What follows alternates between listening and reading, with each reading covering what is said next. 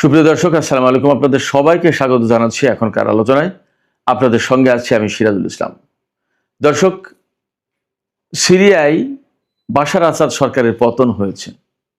সেখানে এমন একটা সরকার ক্ষমতা এসেছে যে সরকারের উপরে কারোর ভিন্ন মাত্রার প্রত্যাশা ছিল, আর কেউ কেউ জানে এই সরকার সিরিয়ার স্বার্থ রক্ষা করতে পারবে না। কেন স্বার্থ রক্ষা করতে পারবে না? আর যারা ভাবছিল এই সরকার তাদের খুব পছন্দের সরকার, কেনই বা তারা ভাবছিল এটা পছন্দের সরকার? আর এই যে সিরিয়ার প্রেসিডেন্ট আহমেদ আল সারা, যার নানামুখী কথা কর্মকাণ্ড নিয়ে মুসলিম বিশ্বে বেশ বড় রকমের বিতর্ক সৃষ্টি হয়েছে। কেনই বা এই বিতর্ক? তুরস্কের সিরিয়ার রাজনীতিতে বিশেষ করে এই আহমেদ আল সারাকে ক্ষমতায় বসানোর ক্ষেত্রে তুরস্কের প্রেসিডেন্ট রজব তাইয়িপ এরদোগানের বিশেষ ভূমিকা ছিল। যদি আহমেদ আল সারা মুসলিম উম্মার জন্য বা সিরিয়ার জাতীয় স্বার্থের জন্য খুব উপযোগী না হন, তাহলে কেন এরদোগান তাকে ক্ষমতায় বসানোর জন্য এতটা মরিয়া ছিলেন? এবং এখন এত বিতর্ক আসলে কেন হলো? সিরিয়ার ভেতরের রাজনীতির গল্পটা আসলে কি? সুপ্রিয় দর্শক, আজকের এই ভিডিওতে আমরা সিরিয়ার ভেতর বাইরের মূল গল্পের আদ্যপান্ত জানার চেষ্টা করব। আহমেদ আল সারার বাস্তবতা, অনেক বর্তমান যে রাজনৈতিক কর্মকাণ্ড, বর্তমান যে অবস্থান, এগুলো আমি আপনাদের সামনে চেষ্টা করব যথেষ্ট পরিষ্কার করে দেওয়ার জন্য। আশা করি আপনারা শেষ পর্যন্ত সঙ্গে থাকবেন। আর ভিডিও যদি ভালো লাগে তাহলে লাইক, কমেন্ট, শেয়ার করবেন এবং চ্যানেলটি সাবস্ক্রাইব করে সাথেই থাকবেন। দর্শক, 2013-14 সালের দিকে ইরাক এবং সিরিয়ায় হঠাৎ করে আবির্ভূত হলো পাগড়ি পরা একদল যোদ্ধার, যারা ইসলাম কায়েম করবে, যারা খেলাফত প্রতিষ্ঠা করবে এবং ইসলামী শাসন ব্যবস্থা সেই খোলাফায়ে রাশেদিনের সোনালী অধ্যায় ফিরিয়ে আনবে। ইরাক এবং সিরিয়ায় অসম্ভব দ্রুত গতিতে তারা ঢুকে পড়ল এবং বানের পানির মতো অসম্ভব দ্রুত গতিতে চারিদিকে ছড়িয়ে পড়ল। সিরিয়ার বিরাট অংশ তাদের কন্ট্রোলে নিয়ে নিল, ইরাকের বিরাট অংশ কন্ট্রোলে নিয়ে নিল। মাথায় পাগড়ি, বেশিরভাগই কালো, বেশ বড় বড় দাড়ি, গায়ে জুব্বা, দেখতে একেবারেই ইসলামী আমলের লোকজনের মতো, ইসলাম অনুসরণকারী লোকজনের মতো। দেখে বোঝার উপায় নেই তারা মুসলমান নয়, তারা মুসলিম উম্মার জন্য কাজ করছে না, তারা সত্যিকারের খেলাফত প্রতিষ্ঠা করতে আসেনি। তাদের চেহারা, সুরত, এগুলো দেখে বোঝার কোনো উপায় ছিল না। ঘোষণাটা তারা খুব মুখরোচক দিয়েছিল, খেলাফত কায়েম। সারা বিশ্বের সাধারণ মুসলমানরা ব্যাপকভাবে তাদের এই বক্তব্য, তাদের এই চিন্তা চেতনা, তাদের এই কথাকে গ্রহণ করলো, একেবারে বলা যায় গোগ্রাসে গিলল। কিন্তু পেছনে থেকে গেল অনেক কালো অধ্যায়, ইতিহাসের অনেক সম্ভাব্য কাহিনী। কি সেই কালো অধ্যায় এবং কি সেই সম্ভাব্য করুণ কাহিনী? কালো অধ্যায় হলো এই যে যারা খেলাফত প্রতিষ্ঠার নামে বানের পানির মতো ছড়িয়ে পড়লো ইরাক এবং সিরিয়ায়, তারাই অল্প কিছুদিনের ভেতরেই এমনভাবে মানুষ হত্যা শুরু করলো, নারীদের ধর্ষণ করলো, এমনভাবে অত্যাচার, নির্যাতন, নিপীড়ন চালালো এবং এমনভাবে জোর জবরদস্তি করলো, সরকারি বাহিনীগুলোকে নাস্তানাবুদ করে দেওয়ার চেষ্টা করলো এবং তাদের কর্মকাণ্ডের ভেতর দিয়ে খুব অল্প সময়ের ভেতরে পরিষ্কার হয়ে গেল এরা খেলাফত প্রতিষ্ঠা করতে আসেনি, এরা কারোর হয়ে বিশেষ কোনো এজেন্ডা বাস্তবায়ন করতে এসেছে। খুব দ্রুতই বিষয়গুলো অনেকের কাছেই স্পষ্ট হয়ে গেল।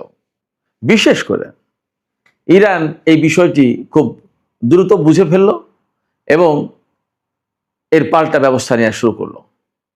অনেকে ইরানকে এই খেলাফত প্রতিষ্ঠাকারীদের বিরুদ্ধ শক্তি বলে তখন প্রচার শুরু করলো এবং এই ব্যাপারে, অর্থাৎ খেলাফত প্রতিষ্ঠাকারী সকল যে লোকজন, তাদের পক্ষে পাশ্চাত্য এবং আরব অঞ্চলের গণমাধ্যমগুলো একেবারে চোখ বন্ধ করে সমর্থন দিল, নানানভাবে তাদের কর্মকাণ্ডকে বৈধ করলো এবং ইরান যেটা করতে চাইলো, অর্থাৎ তাদেরকে প্রতিরোধ করার চেষ্টা করলো।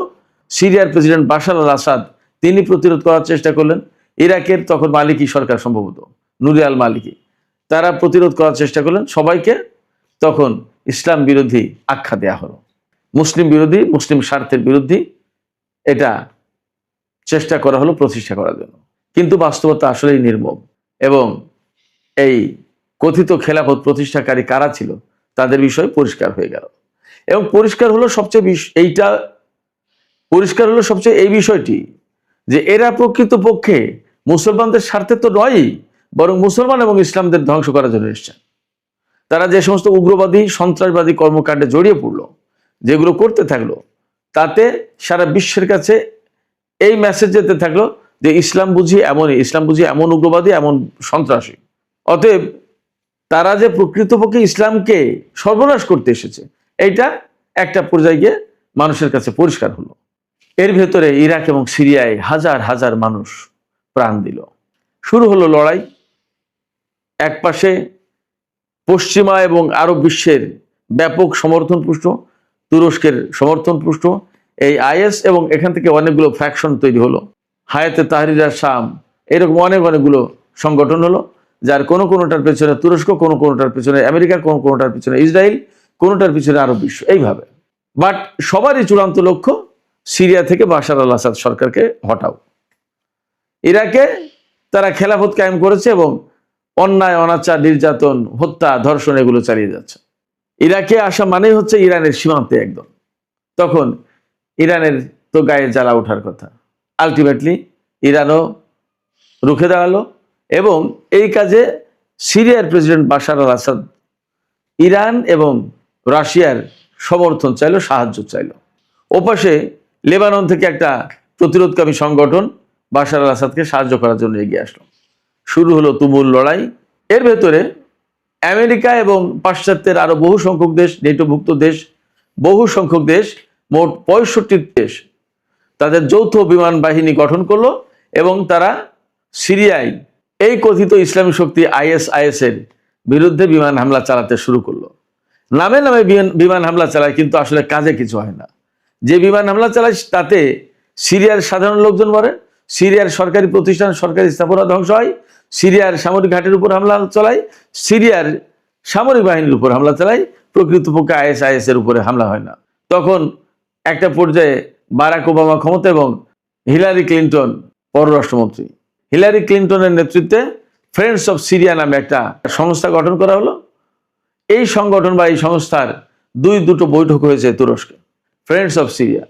তুরস্কের সাথে বাশার আল আসাদের কিন্তু একসময় খুব ভালো সম্পর্ক ছিল, দুই প্রতিবেশী দেশ, অনেক ইতিহাস, ঐতিহ্য, অনেক কিছু একসাথে। অথচ একটা পর্যায়ে গিয়ে এই বাশার আল আসাদ সরকারকে উৎখাত করার জন্য এরদোগান উঠে পড়ে লাগলেন। তিনি সিরিয়ায় মুসলিম ব্রাদারহুডের শাসন কায়েম করার কথা বললেন।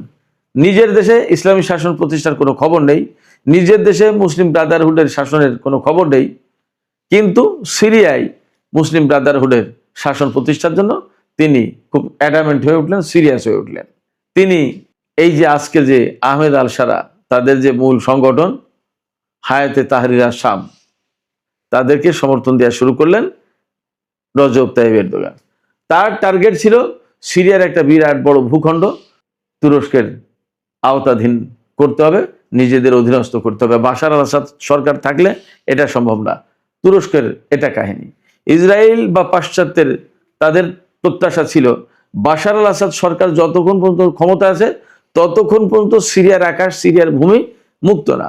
অতএব ইসরায়েল যে গ্রেটার ইসরায়েল প্রতিষ্ঠা করতে চায় সেটা সম্ভব না। একেবারে ইসরায়েল থেকে সামনে পা বাড়ালেই সিরিয়া, বাশার আল আসাদ সরকার, যারা কখনো ইসরায়েলের সাথে সম্পর্ক প্রতিষ্ঠার চিন্তাও করেনি, বরং যুদ্ধ করেছে কয়েকবার।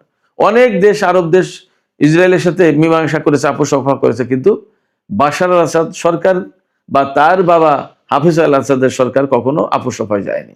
এছাড়া ইসরায়েল যে গ্রেটার ইসরায়েল প্রতিষ্ঠা করতে চায় বা আমেরিকার নিউ মিডল ইস্ট প্ল্যান বাস্তবায়ন করতে চায়, সেটা করতে গেলে সিরিয়াকে ভাঙতে পারলে বা সিরিয়ার বাশার আল আসাদকে যদি উৎখাত করে দেওয়া যায়, তাহলে দ্রুত গতিতে ইরাক দখল করে নিয়ে ইরান দখল করে নেবে, একদম সহজ। তখন আফগানিস্তানে কিন্তু মার্কিন বাহিনী দখলদারিত্ব কায়েম করে রেখেছে। এইরকম একটা প্রেক্ষাপটে সিরিয়া দখল করাটা খুব গুরুত্বপূর্ণ ছিল।